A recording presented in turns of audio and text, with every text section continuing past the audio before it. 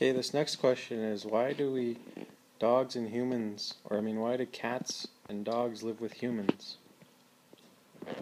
Can't live with Can't live inside with humans? Okay, there's something I forgot to do when we started this.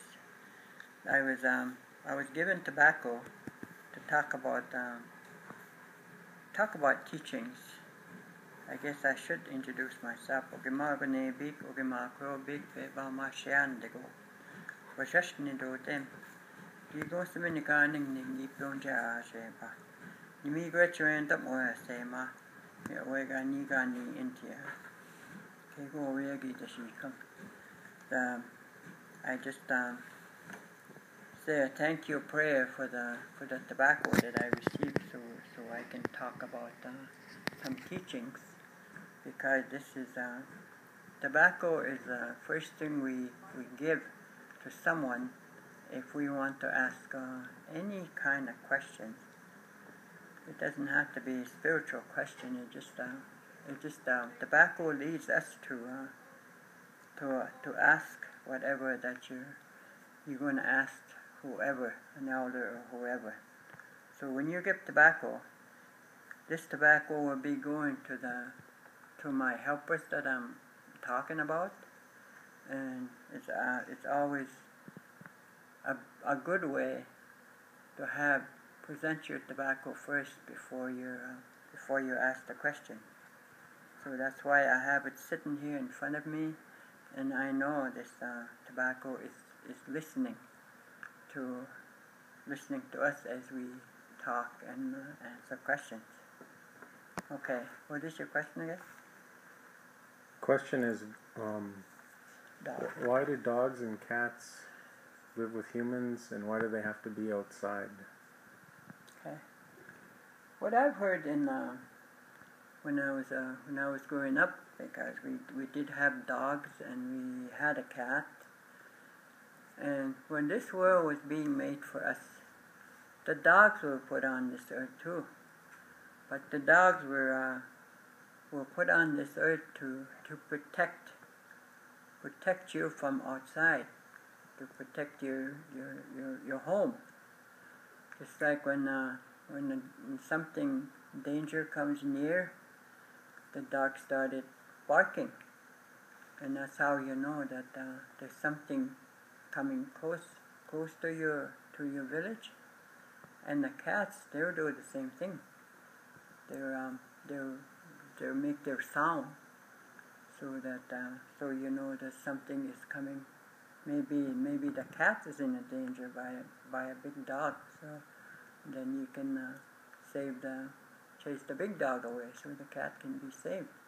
Because I've seen that happen to me many times when I have a cat outside.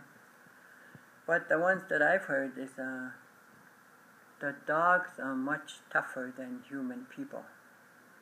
They can sleep outside in the wintertime, maybe just a little something blanket on the ground, and they sleep in it, or maybe a house. If we tried to sleep outside in 30, 40 below, we would never survive, because the dogs were made much tougher than us. And that's why they were put on here to protect us from outside. From my understanding is the dogs are not supposed to be living inside with us because of their powerful. If they get sick, their sickness is much powerful than us, and then I could harm the people in the house. I think, I don't know. Maybe that's what they call what do you call that thing when they bite you? It affects you. Disease? There's a name for it. Rabies? Anyway, rabies. Yeah, maybe that's what the white man call rabies, because they have. If we don't know if the dog is carrying rabies, that's why we don't.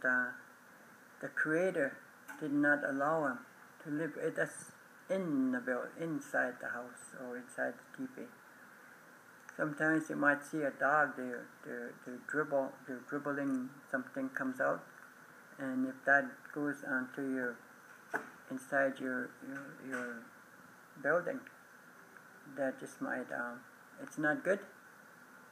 So that's why they're living outside, because the Creator put them there around the village, or to protect you from outside.